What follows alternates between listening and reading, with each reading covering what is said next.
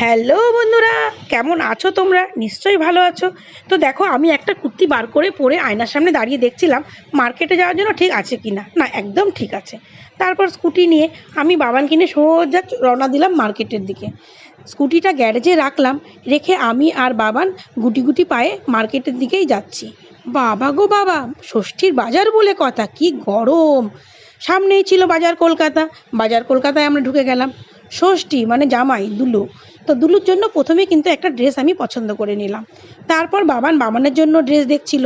দেখতে দেখতে বাবানও কিন্তু বাবানের পছন্দের একটা টপস পেয়ে গেল। বাবান নিয়ে নিল।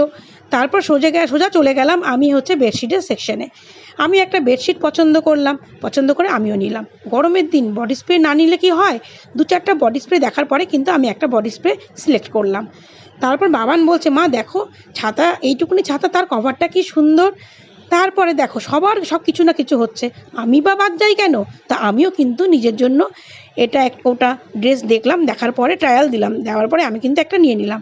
বাজার করলাম, মার্কেটে এলাম, কিছু না খেলে কি হয়? তাহলে ভগবান পাপ দেবে। তো তারপরে আমি আর বাবান সোজা চলে গেলাম মোমো কাউন্টারে, গিয়ে দুজনে দুটো খেলাম। দেখো গরমের দিন মোমো খেলাম, আইসক্রিম না খেলে কি হয়? তারপরে দুজনে দুটো আইসক্রিম নিয়ে চওড়া হাসি হেসে সোজা চলে এলাম বাড়িতে। টাটা।